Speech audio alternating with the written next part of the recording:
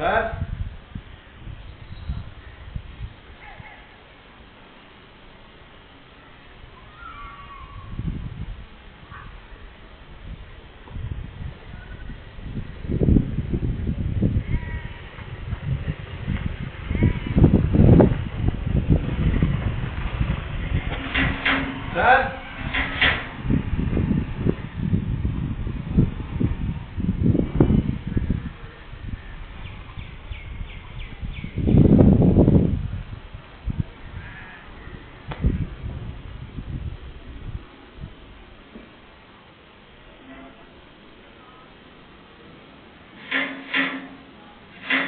Sir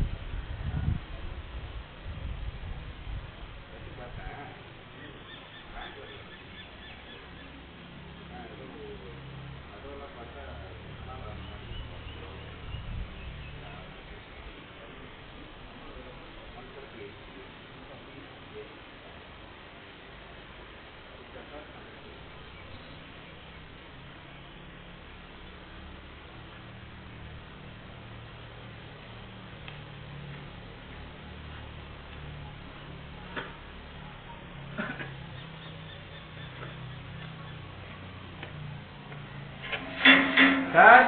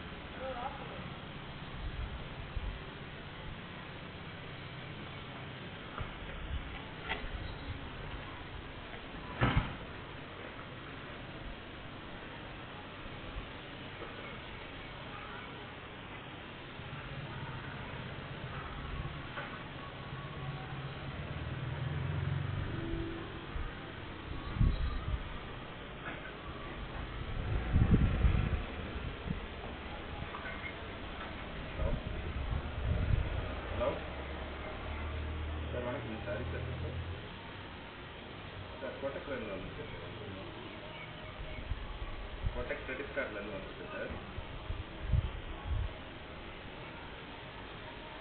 சரி sir பேசிட்டு இருக்கீங்களா?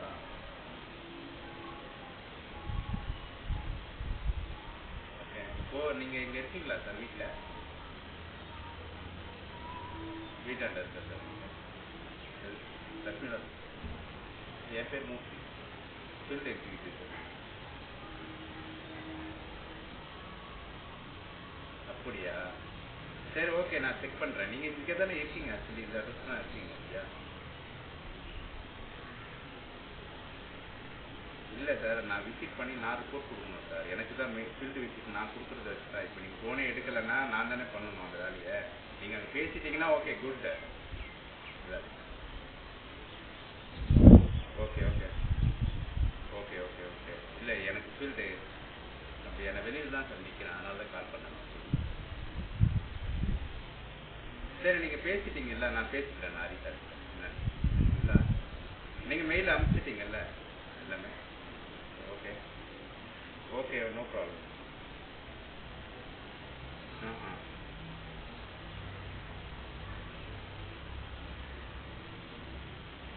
எல்லா லோனும் ஒருத்தருக்கே வாங்கி கொடுத்தீங்களா நீங்கள்?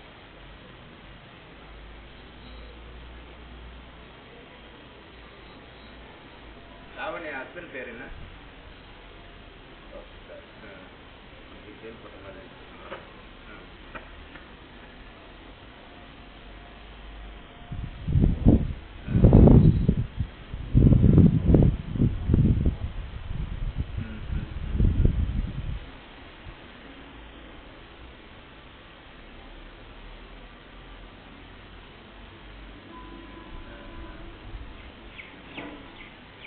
சரி நான் இருங்க, நான் பேசிட்டு சொல்கிறேன். அவருக்கு அமௌண்ட் எதனா சொன்னார்? அவங்களுக்கு அமௌண்ட் எல்லாம் டிஸ்கஸ் பண்ணிட்டாருங்களா ஓகேவா?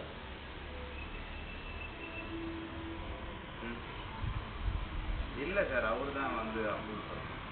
நீங்கள் அவருக்கு தான் நீங்கள் அவர் மெயில் ஐடிக்கு தான் நீங்கள் அனுப்பிச்சிருக்கீங்க. எனக்கு கொடுத்து 2 days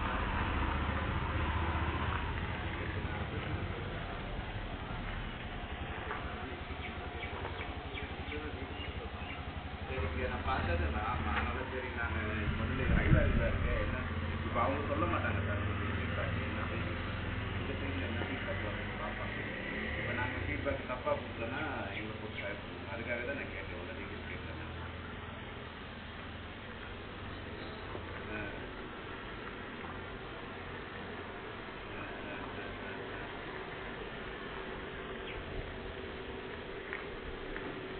ஓகே,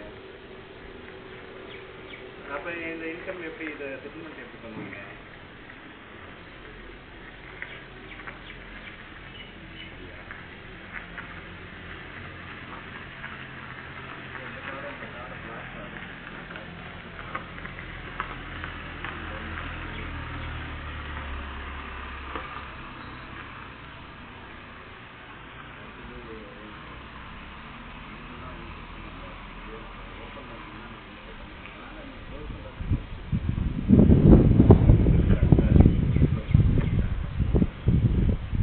சரிங்க சார், நான் செக் பண்ணுறேன் சார். உங்களுக்கு சொல்கிறேன் சார். நான் ஃபஸ்ட்டு பேசிட்டேன்.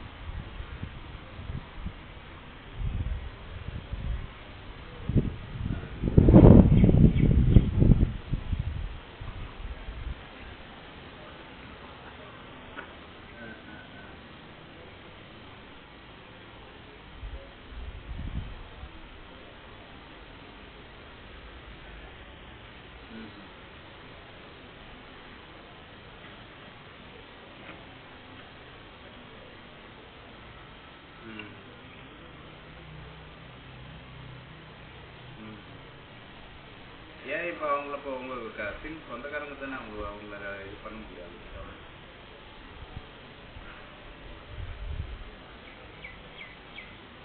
இல்லை சார், நான் ஃபஸ்ட்டு வந்து நான் இப்போ தட்டி பார்த்தேன்.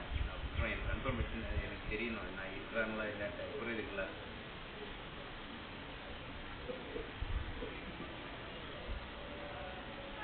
இல்லை நான் தட்டிட்டு இப்போ எனக்கு நீங்கள் இருக்கிறீங்களா என்னன்னு எனக்கு தெரியாத டைமில் நான் பக்கத்தில் கேட்டு தானே கன்ஃபார்ம் பண்ண முடியும்.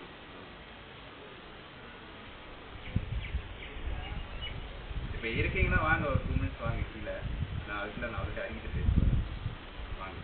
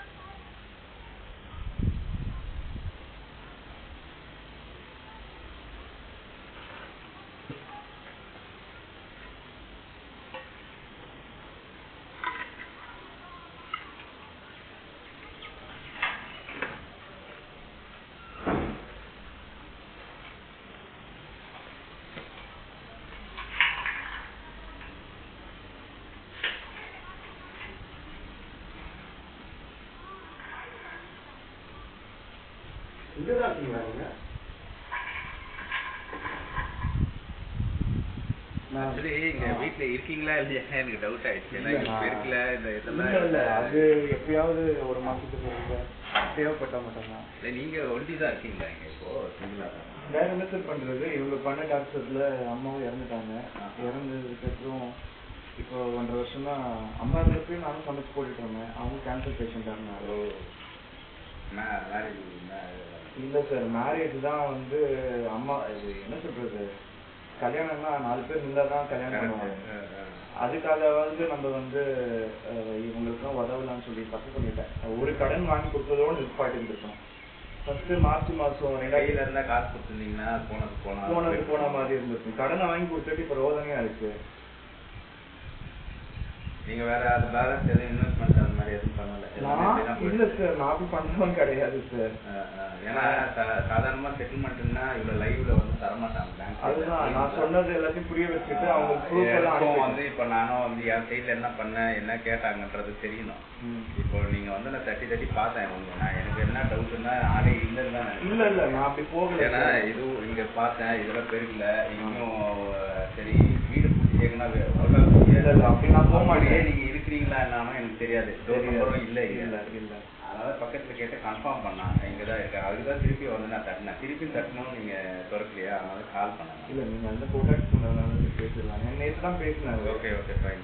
இல்ல மத்ததெல்லாம் வந்து நிறைய நாள் கட்டினதுக்கு அப்புறம் கொடுக்குற ஆஃபர் இவர் இப்பவே கொடுத்துட்டாரு. இல்ல சார், இது எதுக்காக கொடுக்குறாங்கன்னா உங்களுக்கு ஒரு ஓப்பன் கார்டுல இருந்தா சொல்லிக்க மாட்டாங்க. ஓப்பன் கார்டு இருந்தா பேங்க் என்ன சொல்லுவாங்க, நீங்க யூஸ் பண்ணுங்கன்னு தான் சொல்லுவாங்க. ஆல்மோஸ்ட் பேங்க்கே தான் வந்து நீங்க வந்து மற்ற பேங்க்ல எல்லாம் லோன் வாங்கி மல்டிபிள் லோன் இருக்குன்னு சொல்றதுனால அவன் பிளாக் பண்ணிட்டான்.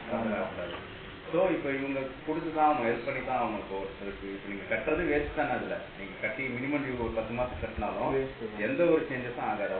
அப்படியே தான் இருக்கும். அதுக்காக தான். சரி இல்லை பட் இது எனக்கு பிரயோஜனம் இல்லை, எங்கள் அம்மாவுக்கு பிரயோஜனம் இல்லை. நான் வந்து எல்லாம் நஷ்டமா போச்சுன்னு எனக்கு கஷ்டமா இருக்கு. புரியுது. ஏன்னா இப்ப நான் என்ன சொல்றது, ஒரு சிலர் சொல்லாதன்னு சொல்றாங்க. ஏன்னா இது நான் வந்து 25 வயசுல கஷ்டப்பட்டு நான் வாங்கணும்னு நினைச்சு வாங்கிட்டு வந்த வீடு. இதுக்கு நான் வந்து 32 லட்சம் ஆச்சு. அப்ப நான் பர்சனல் லோனுக்கு 19 தான் போட்டேன். அந்த 19 லட்சத்துக்கு மாசத்துக்கு 54,000 ரூபாய் கட்டிக்கிட்டு இருந்தேன். கரெக்டா கட்டினேன். எனக்கு வேலை போயிடுச்சு. வேலை போனதுக்கு அப்புறம் எதையுமே டிஃபால்ட் பண்ணாம நான் கட்டி முடிக்கணும். என்கிட்ட இருக்க சேவிங்ஸ் நான் வாங்கி வச்சனாக பெஸ்ட் மணி கோல்ட்ல போயிட்டு 20,000 4 லட்சத்துக்கு இருக்கேன். அப்ப அந்த 20,000 இப்ப விட்டுனா 15 லட்சம் போயிடுச்சு. கரெக்ட். எவ்வளவு நஷ்டம். அப்ப நான் அப்படி ஏமாத்தணும்னு நினைச்சிருந்தேன்னா எனக்கு நல்ல ப்ராஃபிட்டா இருந்திருக்கும். கண்ட நாய்கள் கடனை வாங்கி கொடுத்துட்டு மாட்டேன். இது எனக்கு எவ்வளவு கொடுத்தவங்க எந்த ஒரு ரெஸ்பான்ஸும் பண்ணல. இல்ல சார், போன் டீஆக்டிவேட் பண்ணிருச்சுங்க. சிஎஸ்ஆர் போட்டா சிஎஸ்ஆருக்கு வந்து வந்ததுங்க. நவம்பர் மந்த் வந்ததுங்க. நவம்பர் மந்த் வந்துட்டு என்னை பத்தி அவதூறு பேசுதுங்க. இவன் தான் வந்து காசு கொடுத்தது நான், என்ன தப்பா காமிக்குதுங்க. இவன் வந்து எங்களை பத்தி தப்பா பேசுறான், எல்லாத்துக்கும் தப்பா பேசிட்டான். என்ன என்ன தப்பா பேசுங்க, எதுக்காக காசு கட்டாததுனாலதான் புரிஞ்சுக்க மாட்டேங்குதுங்க. தப்பா ஒன்றும் பேசல. அதுக்கப்புறம் வந்து இனிமே கரெக்டா கட்டுறோம் சார், கரெக்டா கட்டுறோம். கட்டலன்னா என்ன ஆக்ஷன் எடுங்கன்னு எழுதி கொடுத்துட்டு போச்சு. அன்னைக்கு வேற இவன் எப்பயும் வந்து எல்லாருக்கும் ரெக்கார்ட் பண்ணுவான் சார். இப்ப கூட நம்ம பேசிட்டு ரெக்கார்டிங்ல இருக்கோம் அப்படின்னு சொல்லிடுச்சுங்க. நான் அன்னைக்கு பார்த்து ரெக்கார்ட்ல வச்சிருக்கேன். இது தப்பா சார். போலீஸ் வந்து அவ்வளவு நல்லா பேசினாரு, எனக்கு சப்போர்ட்டிவா பேசினாரு. அவர் என்ன வந்து ஹார்ஷா ட்ரீட் பண்ணி பயன்படுத்தினாரு. ஆனா அவங்க 2 பேர்கிட்ட இது வந்து உன் சொந்த தம்பி கிடையாது, இன்னும் அத்தை வளர்த்துருக்கான். அத்தை பையன் இவ்வளவு தூரம் செஞ்சிருக்கான். இன்னைக்கு அம்மா அப்பா கூட செய்யாத விஷயம் செஞ்சிருக்கான். இத்தனை லட்சம் ரூபாய் தூக்கி கொடுத்துருக்கான். இது நல்லா இருக்குதா உங்களுக்குன்னு கேட்டா இல்ல சார், அது அப்படி இல்ல சார், இப்படி இல்ல சார், அப்படி இப்படின்னு பேசுறேன். அது எழுதி கொடுத்துட்டு போச்சுங்கல்ல, உடனே அதுங்க வந்து காம்ப்ரமைஸ் க்ளோஸ் பண்ணிட்டான். க்ளோஸ் பண்ணிட்டு 3வது நாள் இங்க ஆட்டோல இறங்கி அந்த ஆள் வரான். கூடவே ஒரு அந்த கசினோட புருஷன் வந்து எனக்கு மறுபடியும் ஹெல்ப் பண்ணாங்க. அறிவு இருக்கா? மறுபடியும் நான் ஹெல்ப் பண்ணேன். மறுபடியும் வந்து பிரிமல் கேபிட்டல்ல 6 லட்சம் ரூபாய் போட்டு டாப் அப் லோன் போட்டு கொடுத்தேன். இதுங்க வந்து கடைசி வரையும் அவங்க சொல்றது நான் உண்மைன்னு நினைச்சேன். அவங்க அங்க வந்து பிசினஸ் செஞ்சாதான் காசு வரும், இல்லைன்னா நான் தான் வந்து வீணா போயிடும். இந்த மாதிரி எல்லாம் சிச்சுவேஷன் வரக்கூடாதுன்னு ஹெல்ப் பண்ணி அவங்க கடைசி கொடுத்த 3 லட்சத்தை வச்சுதான் இப்ப ஆப்கான்ல எங்கேயோ ஊர்மையிடணும் போது தெரியல. என்னதான் படிச்சுங்கன்னு தெரியல. அந்த 3 லட்சத்தையும் வச்சு கடையும் ஆரம்பிக்கல. 20 நாளா நான் மல்லு கட்டினேன் போன் பண்ணி. கடை ஆரம்பிக்கிறதுனால காசு கேட்டீங்க, மறுபடியும் கொடுத்தேன். அடுத்த மாசம் 1,18,000 எவன் கட்டுவான் அப்படின்னு கேட்டா கரெக்ட் கட்டிடுவோம்ப்பா எங்களுக்கு 75 லட்சம் வர வேண்டியது இருக்கு. எவ்வளவு பொய் இல்ல பொய் தான் சார். நீங்க சொல்றதே வந்து பேங்க் சைட்ல நம்புவாங்களான்னு தெரியாது. ஒரு வாட்டி கொடுத்தீங்க, 2வது வாட்டி ஒரு 4 லட்சம் கொடுக்குறீங்கன்னு சொன்னா எவன் நம்புவான்? இல்ல கொடுத்தாங்க, எல்லாம் ப்ரூஃப்ல இருக்கு. அப்படி கொடுக்குறோம்னா நம்ம தானே ரொம்ப ஏமாந்துருக்குறோம்னு அர்த்தம். இல்ல சார், இந்த இஎம்ஐ அவங்க கட்டணும் இல்லையா, அவங்க கட்ட வைக்கணும், பிசினஸ் கட்ட வைக்கணும் இல்ல சார். ஏற்கனவே கொடுத்ததே வரல, இது ஒரு 4 லட்சத்துக்கு போய் மாட்டிச்சுன்னா வேஸ்ட் இல்ல. அது ஏமாத்துறவங்க எப்படி வேணாலும் ஏமாத்துவாங்க சார். நம்ம தான் இனிமே வந்து கொஞ்சம் பார்க்கணும். முடிஞ்சு போச்சு. இதுக்கு மேல நீங்க அவர்கிட்ட ரெக்கவர் இப்ப திருப்பி போய் கம்ப்ளைண்ட் பண்ண வேண்டியது தானே? இல்ல சார், கம்ப்ளைண்ட் பண்ணா சுத்த விடுறாங்க. அப்புறமா என்னது ஆன்லைன் கம்ப்ளைண்ட்ஸ் வந்து டிஸ்போஸ்ட் பண்ணிடுறாங்க. அதுல வந்து போட்டிருக்காங்க இந்த மாதிரி ஜிபிஎஸ் ட்ராக்கிங் வச்சு பண்ணணும்னு. அதுக்கப்புறம் ஃபோன் பண்ண எடுக்க மாட்டேங்கிறாங்க, ட்ராக்கிங்கும் பண்ணல. அவங்க 2 மாசமா சொந்தமாவே வந்து ஃபோன் டீஆக்டிவேட்ல இருக்கு. முன்னாடியே ஃபோன் ஆக்டிவ்ல இருந்தது. இப்ப எங்கேயாவது ஹஸ்பண்ட் ஒய்ஃப் ஃபுல்ல 3 பேரும் இருக்குதுங்களா செத்துதுங்களான்னு கூட யோசிக்க தோணும். கண்டிப்பா சாகாதுங்க, எங்கேயோ போயிட்டு இருந்துகிட்டு நான் சாகணும்னு பாத்துக்கிட்டு இருக்கேன். சரி, நான் அப்டேட் பண்றேன் சார். அடிச்சேன், எடுக்கல அவருக்கு. ஆக்சுவலா இப்பதான் அடிச்சேன். ஓ, அவர் ஆனா பரவாயில்ல சார். இப்ப எனக்கு எவ்வளவு அவசரம், நீங்க எவ்வளவு அவசரம் நீங்க எடுத்து பாருங்க. நீங்க பார்த்து சொல்லுங்க. நீங்க தண்ணி ஏதாவது குடிக்கிறீங்க? இல்ல இருக்கு சார். சாப்பிட்டீங்க? நானே வந்து இப்போ ஒரு 1/2 hour முன்னாடி இருந்தேன். Okay, no problem. 2,66,000 சொல்றாரு. 66,000. அவர் ஏன் 2,86,000 சொல்றாரு? எப்படி சார்? அவரு இதை விட அதிகமா, எனக்கு தெரியும், நான் ஸ்டேட்மெண்ட் பார்த்துட்டேன். 2,66,000 கரெக்ட் தான். பட் அவர் 2,80, இதை விட 20,000 கூட சொல்றாரு. தெரியல, 2,66,616 இருக்கு கொடுத்த டேட்ல. எனக்கு வந்து 5 நாள் இருக்கும். ஓகேங்களா? அன்பில்ட் அமௌண்ட் கூட அவ்வளவு வந்திருக்காது உங்களுக்கு. அப்ப ஒருவேளை அவர் அதிகமா சொல்லி செட்டில்மெண்ட் எவ்வளவு அது அதிகமான 20,000 எக்ஸஸ். அது குறைக்கிறதுல வந்து ஒன்றும் பெருசா ஒன்று மார்ஜின் வரல. இதுல எவ்வளவு சார் நீங்க நம்ம செட்டில்மெண்ட் எதிர்பார்க்கலாம்? செட்டில்மெண்ட் எல்லா பர்பஸும் அவர் தான் சார் பண்ணவே மாட்டாங்க. உங்களுக்கு ஐடியா இருக்கும் இல்ல, இதுல செட்டில்மெண்ட்டே கொடுக்க மாட்டாங்க. இது லைவ் கார்டு. இப்போ ஒண்ணுமே இல்லை. இப்ப நீங்க லைவ்ல இருக்கு, ஓப்பன்ல இருக்குன்னா எனக்கு இந்த மைனஸ் வந்து கொடுத்தீங்கன்னா பேலன்ஸ் கட்டி நானே டிரான்ஸ்ஃபர் பண்ணிடுவேன். சார்ஜஸ் வந்து வாங்கிட்டு இப்ப அப்படிதான் பண்றோம். இதெல்லாம் ஓப்பன் கார்டு இங்க பாத்தீங்களா? சின்ன தொகை. இது சின்ன தொகை. இது பெருசெல்லாம் இருக்கு, 4-5 லட்சம் இருக்கு. ஐயோ, அவங்க வாலண்டியரா பண்றவங்க போல கட்டிட்டு இருக்காங்க சார். ரெகுலரா சில பேர் கட்டிட்டு ஒரு 2 மாசத்துக்கு ஒரு வாட்டி வருவாங்க. இப்போ 1 மந்த் கட்டலைன்னா கலெக்ஷனுக்கு வராது.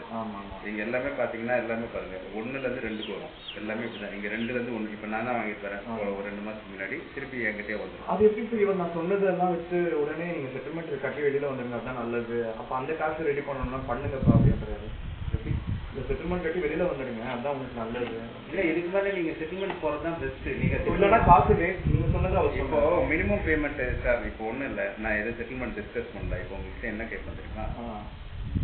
எனக்கு தேவையானது வந்து இந்த பேமெண்ட் கட்டுங்க. மினிமம் பேமெண்ட் வந்து 32,025 rupees கட்டிட்டு கட்டினாலும் வேஸ்ட்னு சொன்னாங்க. இது கட்டுங்கன்னு தான் நான் கேட்பேன். இல்ல, லீஸ் அமௌண்ட் 14,000 கட்டுங்க சொல்லுவேன். இப்ப இது கட்டினாலுமே இந்த 14,000 கட்டிங்கன்னா நெக்ஸ்ட் மந்த் திருப்பி பில் ஜென்ரேட் ஆகும்னா இன்னொரு 5,000 ஆட் ஆகும் சார். கம்மியாகாது. ஏன்னா இது வந்து மினிமம் பேமெண்ட் 3.39% + 18% GST எல்லாம் சேர்த்து அதுதான் உங்களுடைய இன்ட்ரெஸ்ட் தான் போகும். சரி, இதுல அவர் வந்து எவ்வளவு சொன்னாரு சார்? 145 செட்டில்மெண்ட் பண்ணிக்கோங்க. நல்ல செட்டில்மெண்டா இல்லைன்னா இன்னும் கம்மி? எனக்கு தெரிஞ்சு இது பெஸ்ட் தான். எனக்கு இதுவே வந்து தரமாட்டாங்க. பெஸ்டோ இல்லையோ சார், எனக்கு ஏன் நான் சொல்றேன்னா செட்டில்மெண்ட் வந்து 20% கொடுப்பாங்க மேக்ஸிமம். லைவ் கார்டு உங்களுக்கு நீங்க சொன்ன ரீசனுக்காக நீங்க கொஞ்சம் பேர் பண்ணி எடுப்பாரு. அதுவுமே கூட சொல்ல முடியாது. இப்போ உங்ககிட்ட சொன்னாரு பிஎஸ் அப்ரூவல்லாம் இருக்கு அப்படிதான் சார். அப்ரூவல் கொடுக்குறவங்க கண்ண மூடி தரமாட்டாங்க. இவர் எல்லா இப்ப என்கிட்ட ப்ரூஃப் இருக்கு, நான் அனுப்பி வைக்கிறேன்னு சொன்னீங்க. நீங்க சொல்றது எல்லாமே நாங்க அப்டேட் பண்ணாலுமே அப்ரூவல் கொடுக்குறாங்க மேல மேல போகும்னா உங்களோட சிபில் செக் பண்ணுவாங்க. ஆமா, நீங்க சொல்றதெல்லாம் வந்து ஒண்ணுமே இல்ல, இதுதான் வச்சிருக்கீங்க அப்படின்னா ஃபயர் பண்ணி அனுப்பிச்சிருவாங்க. நீங்க சொல்றதெல்லாம் எவ்வளவு லோன்ஸ் உங்களுக்கு பெண்டிங் அதெல்லாம் பார்த்தாங்கன்னா ஓகே பண்ணிடுவாங்க. எதுவுமே இல்ல அப்படின்னா நீங்க லோன் வாங்கிருக்கீங்க கட்டல அப்படின்னு தெரிஞ்சதுன்னா கொடுப்பாங்க. நீங்க லோன் வாங்கிட்டு ப்ராப்பரா எல்லாமே போயிட்டு இருக்கு, இந்த அக்கௌண்ட் வந்து தான் நீங்க தரமாட்டாங்க. ஒரு பண்றதோட இப்ப மேல அவங்க அப்ரூவல் கொடுக்கறதுலதான் பிரச்சனை. இப்ப அவங்க ரிஜெக்ட் பண்ணி அனுப்பிச்சிட்டாங்கன்னா திருப்பி வந்து அப்ரூவல் எடுக்க முடியாது. நம்ம இன்னும் அமௌண்ட் வந்து இன்க்ரீஸ் பண்ணி தான் பேசுவோம். எனக்கு தெரிஞ்சு அவர் ஒரு அமௌண்ட் சொல்லியிருக்காருன்னா மேக்ஸிமம் எடுத்து தருவாரு. நான் வந்து இப்போ அவர் நீங்க சொன்ன என்கிட்ட சொன்னது எல்லாமே அவர்கிட்ட சொல்லியிருப்பீங்க, கரெக்டுங்களா? நான் இதுல ஒரு சில விஷயம் சொல்லல, பட் ஒரு சில சொல்லி புரிய வச்சுருக்கேன். ஓகே ஓகே, சரிங்க சார். நான் அவர்கிட்ட பேசுறேன். இது கட்டுற மாதிரி தான் என்னைக்கு கட்டுங்க பேமெண்ட்? இது இந்த செட்டில்மெண்ட் பேமெண்ட் அது எல்லா பக்கமும் கேட்குறீங்க, திருமல் வேறு கேட்காங்க. இல்லை, இது லெட்டர் கொடுத்தா நம்ம பண்ணுறோம். ஓகேங்களா? லெட்டர் இது கட்டினீங்கன்னா இதோட இந்த ப்ராடக்ட்லேருந்து உங்கள் சைடில் யாருமே ஒர்க் போகிறதில்ல. கிளியர் ஒன்றுனா நீங்கள் நான் ஹரிபிரசாந்த் கிட்ட பேசி பார்த்தேன். நீங்கள் பேசுங்க நீங்கள், சரிங்களா? ஏன்னா அவங்க லெட்டர் எடுத்தாங்கன்னா இமீடியட்டாக கட்டுறதுக்கு தான் சொல்லுவாங்க. மேக்ஸிமம் 5 நாள் டைம் தருவாங்க. திருமல் வந்து 590 பாக்கி இருக்கு. அந்த காப்புக்கு ஒரு 6 லட்சம் போட்டாங்க, அதில் 589 பாக்கி இருக்கு. அவர் 2.5 லட்சம் சொல்லியிருக்காரு. அது கொஞ்சம் பெரிய அமௌண்ட்டாக இருக்குது, தலைவலிக்கு இருக்கணும்னு பார்த்துட்டு இருக்கேன். இப்போ அந்த 2.5 லட்சத்துக்கு மறுபடியும் கிரெடிட் கார்டு இருக்கணும். இது தப்பு சார், நான் என்ன பண்ணுறதுன்னு தெரியல. ஹெச்டிஎஃப்சியில் இருக்குது, அந்த கிரெடிட் கார்டு எடுத்து யூஸ் பண்ணி எவ்வளோ இருக்குது அதில்? அதில் இப்போ 1.98 இருக்குது. இன்னொரு இண்டஸ்இண்ட் பேங்க்கில் மொத்தமாக யூஸ் பண்ணல, 58 இன்னொன்று 98, அதான் 59, 1 லட்சம் இருக்குது.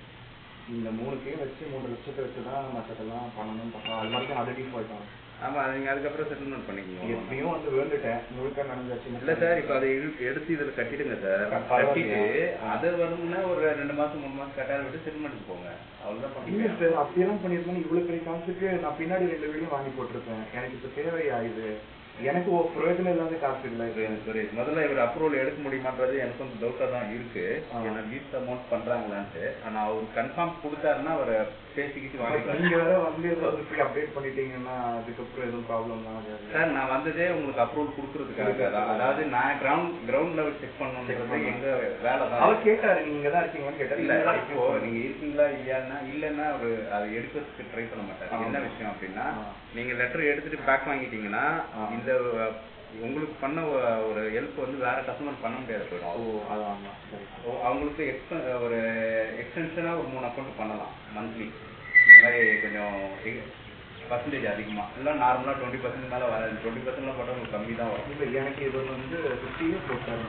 அதை தான் நான் சொல்கிறேன். 20% 50 எல்லாம் வராது, 45 வரும், 40 கிட்ட வரும். அதாவது எக்ஸ்ட்ரா தான் இருக்கும். ஏன்னா இந்த ஸ்டேஜுக்கு நீங்கள் செட்டில்மெண்ட் பண்ணுறதுக்கு 2 மாதம் ஆகும். அந்த 2 மாதத்துல இந்த அவுட்ஸ்டாண்டிங் வந்து 3.25. ஏன்னா உங்கள் மினிமம் பேமெண்ட்டு 32,000 வரும். சரிங்க சார், நீங்கள் பாருங்கள். இது மேக்ஸிமம் ஒரு 5 days அதுக்குள்ளே தான் கட்டுற மாதிரி இருக்கும். நான் அப்ரூவல் மேக்ஸிமம் என்ன எனக்கு தெரிஞ்சு இப்போ அவர் உங்ககிட்ட ஒரு அமௌண்ட் சொல்லியிருக்காருன்னா அது கூட கம்மியாக கூட எடுத்து ட்ரை பண்ணுவோம். 145 சொன்னார். இல்லை சார், எனக்கு தெரிஞ்சு அவர் உங்ககிட்ட ஒரு அமௌண்ட் சொல்லியிருக்காருன்னா அதை விட கொஞ்சம் ட்ரை பண்ணி கீழே கூட எடுத்து போக தான் ட்ரை பண்ணுவார் மேக்ஸிமம். என்கிட்ட சொல்லுவார், கஸ்டமர்கிட்ட ஒன்று பேச லாஸ்ட்டில் பார்த்தா 5,000 10,000 கம்மியாக இருக்கும். அவர் முடிஞ்ச அளவுக்கு ஹெல்ப் பண்ணுவார். அது வரலன்ற பட்சத்தில் ஏன் அதை டெட்லைனாக வைக்கிறாருன்னா, வரல அப்படின்னா அந்த அமௌண்ட்டுக்கு ட்ரை பண்ணலாம் அப்படின்னு தான் வைப்பாரு. மேக்ஸிமம் எனக்கு தெரிஞ்சு கம்மி பண்ணுறதுக்கும் வாய்ப்பு இருக்கு. இல்லை அதே அமௌண்ட்டுக்கு வந்தாலும் ஓகே. இந்த அமௌண்ட் வந்துச்சுன்னா எனக்கு ரொம்ப பெட்டர். உங்களுக்கு இப்போ 1 lakh மேலே வருது. இதெல்லாம் வந்து கார்டில் இப்போ லைவ்ல இருக்கிறதுக்கு கொடுக்க மாட்டாங்க, யாரும் கொடுக்க மாட்டாங்க. இல்லை, ஆக்சிஸ் பேங்க்கும் இல்லை. இப்போ எனக்கே நான் வாங்கிட்டு கொடுத்துருக்க மாட்டாங்க. இப்போ நான் தேவையில்லாம கண்ட நாங்களுக்கு வாங்கி கொடுத்துருக்கேன், நான் போயிட்டு இருக்கேன். அது யாருக்கு கொடுத்தாலும் கொடுக்கலனாலும் இப்போ கேட்குறவன் என்ன சொன்னா, லோன் உங்களுக்கு தான் கொடுத்தேன், நீங்க கொடுக்குறதும் நீங்க டொனேட் பண்ணீங்க, அதுக்கு நாங்க என்ன பண்ண முடியும்னு கேட்பான். டொனேட்லாம் பண்ணல சார், கண்டு வட்டிக்கும் ஆசைப்படல. இஎம்ஐ கரெக்டாக கட்டி தொலைங்க ஏன்னா கொடுத்தேன்.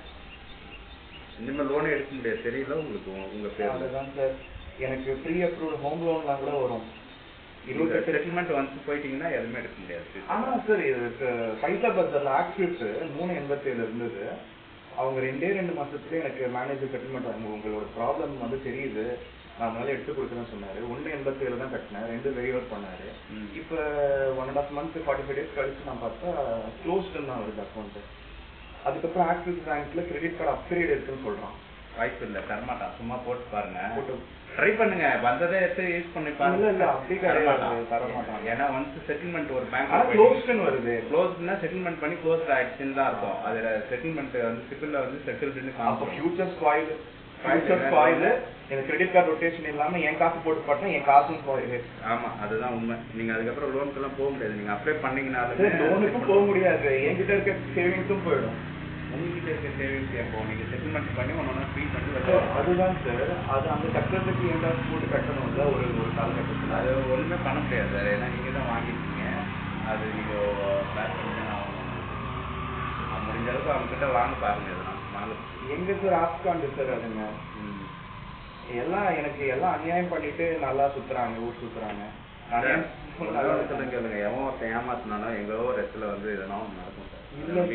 அதை வந்து நீங்க நினைச்சு, ஏன்னா இங்க சுத்தி முத்தி இருக்கவங்களே எனக்கு பிரச்சனை பண்ணாம நல்லா தான் இருக்கானுங்க அவனுங்க. நான் பாருங்க செலவு பண்ணி என்னடா ராஜ வாழ்க்கைன்னு கேமரா எல்லாம் வச்சுட்டு உட்காந்துக்கிட்டு இருக்கேன். பேங்க்ல இருந்து வராங்க, டிஸ்டர்பன்ஸ் பண்றாங்க, பிரச்சனை வருவதற்காக. இல்ல நெய்பர்ஸ் அடிச்சு வாங்கிக்கிடுச்சு, சும்மாவே வந்து கத்துவானுங்க. இப்ப பக்கத்துல இருந்தீங்கல்ல, அந்த ஆளுதான் எங்க அம்மா இருக்கப்பெல்லாம் வந்து சும்மா டென்ஷன் ஏற்றி, நான் கிளாஸ் எடுத்துட்டு இருந்தேன் ஃப்ரீலான்சிங்ல இருக்க, டீச்சிங்ல. Okay okay. சும்மா வந்து கத்தி வாய்க்கு வந்ததெல்லாம் பேசி அசிங்கமா எல்லாம் ரெக்கார்ட்லாம் இருக்கு. இந்த வீட்டுக்காரங்களா? அந்த வீட்டுக்கார வயசானவர் இருக்கிறாரு. ஐயோ அவன்லாம் ரொம்ப பிரச்சனைங்க. எல்லாம் நிம்மதியா இருக்க விடல. எங்க அம்மா இந்த சொந்த வீடு வந்தேன், படாத பாடுபட்டுட்டேன். அதெல்லாம் சொந்த வீடு வாங்கினா அண்ணன் தம்பிங்க, அம்மா அப்பா, பெரிய குடும்பமா இதுக்கு முன்னாடி எங்க இருந்தீங்க? சூளைமேட்ல இருந்தேன். கண்ணகி தெரு. அங்க கண்ணகி தெருல ஒரு ஹால் கிச்சன் வீட்டுக்கு இது பாத்ரூம் கியூல நிக்கணும்.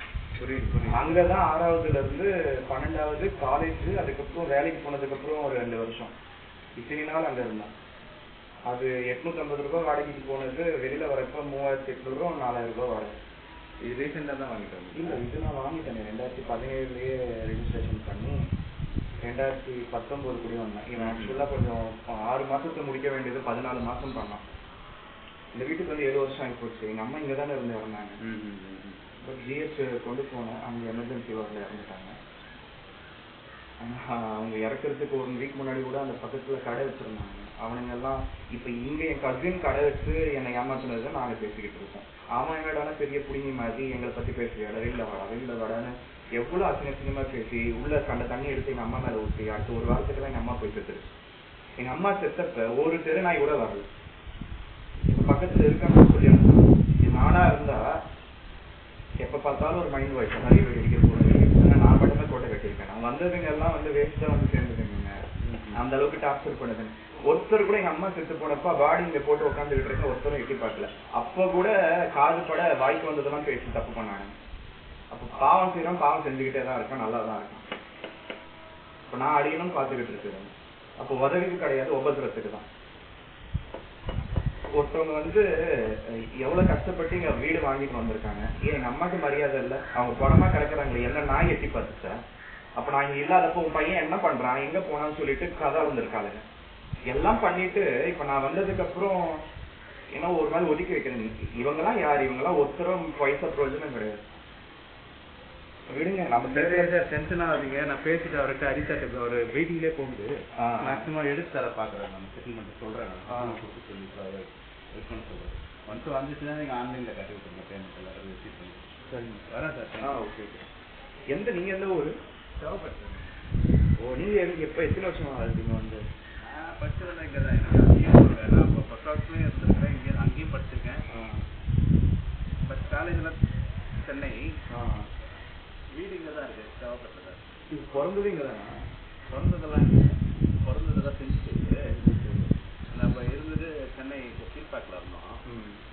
அப்படியே இங்கே வீடு இடம் வாங்கிட்டு அப்படின்னு வந்துட்டோம். இப்போ இல்லை 93. அப்போல்லாம் ரொம்ப கம்மி. 2200 சதுரடி 65,000 ரூபாய்க்கு கிடைச்சது. அதோட கம்மி.